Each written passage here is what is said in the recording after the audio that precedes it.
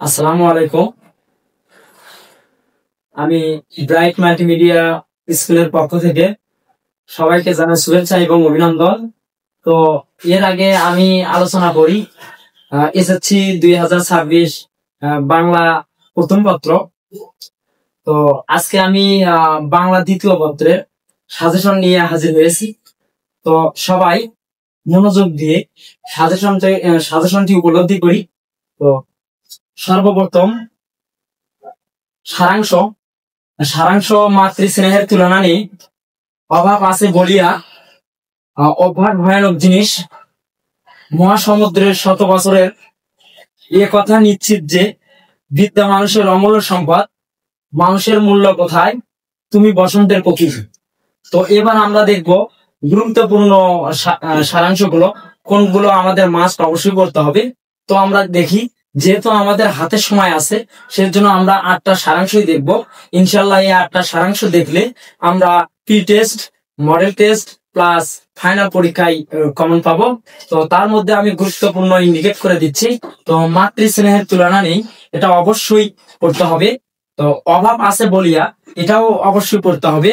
হ্যাঁ, অভ্যাস ভয়ানক জিনিস, এটাও একটা। তারপরে আমাদের দেখতে হবে বিদ্যা মানুষের অমূল্য সম্পদ আর মানুষের মূল্য কোথায়। তাহলে আমরা সারাংশ থেকে দেখতে পাই যে 1, 2, 3, 4, 5টা সারাংশ আমাদের কড়া নজর দিতে হবে। কারণ এই 5টা সারাংশ থেকেই আমাদের প্রি টেস্ট, মডেল টেস্ট এবং এসএসসি পরীক্ষায় অবশ্যই আসবে। আর অবশ্যই এই 5টা তো পড়বই, তারই সাথে যেগুলো 2 স্টার এবং 1 স্টার দেওয়া আছে এগুলোও একটু দেখবো। তাহলেই পুরা সারাংশ আমরা কমন পাবো।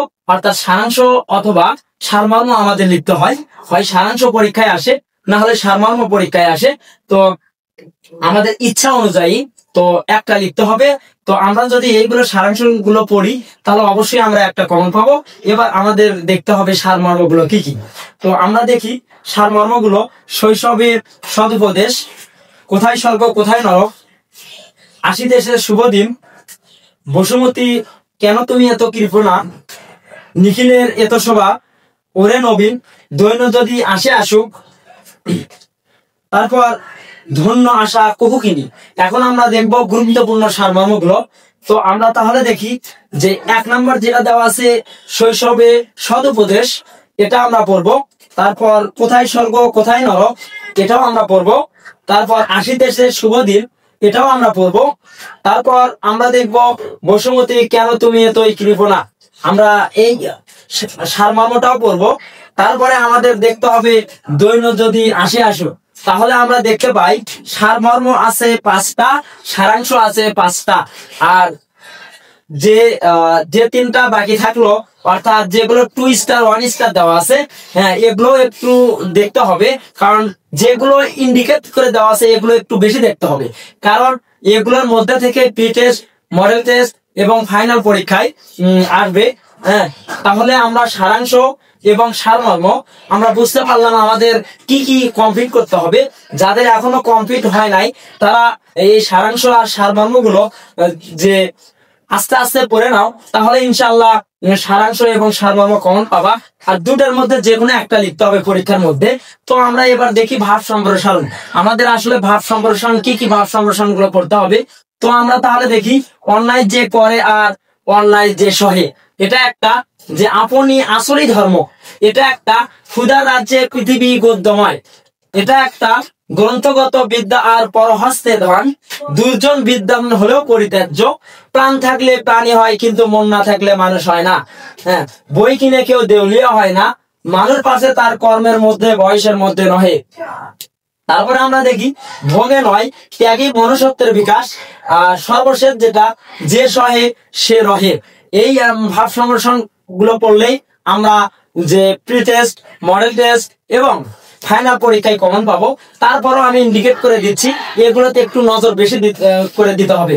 যেমন 1 নাম্বারটা যে অন্যায় যে করে আর অন্যায় যে সহে, এটা আমাদের কিন্তু নজর দিতে হবে, এটা খুবই ইম্পর্টেন্ট। তারপরে আমরা 3 নাম্বারটা দেখি 3 নাম্বারটা ক্ষুধার রাজ্যে পৃথিবী গদ্যময়, এটাও আমাদের পড়তে হবে। তো তারপরে 4 নাম্বারটা গ্রন্থগত বিদ্যা আর কলহস্তে ধন, এটাও অবশ্যই করতে হবে। তারপরে 5 নাম্বারটা দুর্জন বিদ্যান হলেও পরিত্যাজ্য, তো এটাও ইম্পর্টেন্ট। 6 নাম্বার আমরা দেখি যে প্রাণ থাকলে প্রাণী হয় কিন্তু মন না থাকলে মানুষ হয় না, এটাও গুরুত্বপূর্ণ। তারপরে আমরা দেখবো 8 নাম্বার মানুষ বাঁচে তার কর্মের মধ্যে বয়সের মধ্যে নহে, এটাও আমাদের গুরুত্বপূর্ণ। আর একটা গুরুত্বপূর্ণ প্রশ্ন আছে যে 9 নাম্বার ভোগে নয় ত্যাগী মনুষ্যত্বের বিকাশ। 1 2 3 4 5 6 7 আমরা যদি 7টা ভাব সম্প্রসারণ সুন্দর করে পড়তে পারি তাহলে অবশ্যই এর মধ্যে পরীক্ষায় কিন্তু প্রি টেস্ট, মডেল টেস্ট এবং ফাইনাল পরীক্ষায় কমন পাবো।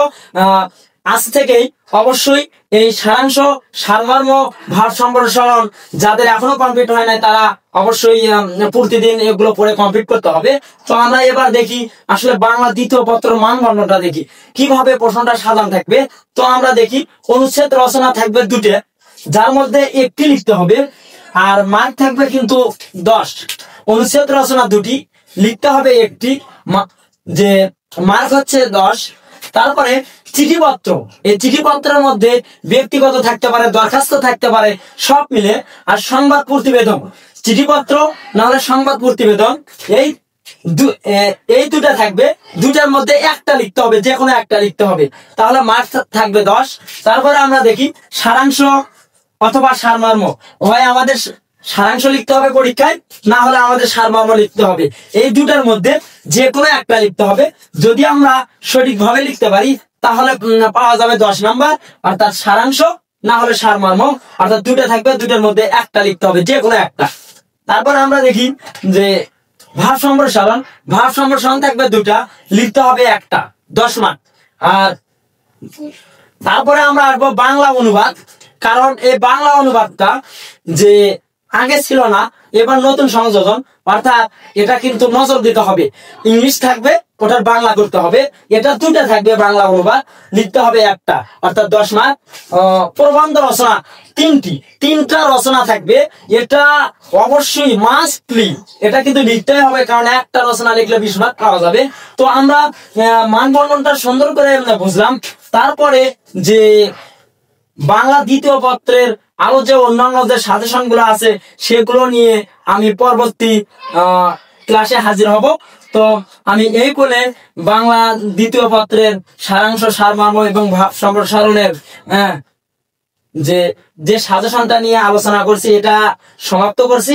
তো সবাই ভালো থাকো, সুস্থ থাকো এবং প্রত্যেকটা সাবজেক্ট সাজেশন পেতে, নোট পেতে যে আমাদের পাশে থাকো এবং লাইক করো, কমেন্ট করো এবং শেয়ার করো এবং আমাদের পাশে সবসময় থাকবা। আমরা সুন্দর সুন্দর ভিডিও নিয়ে তোমাদের পাশে উপস্থিত হব। তো ভালো থাকো, সুস্থ থাকো, খোদা হাফেজ।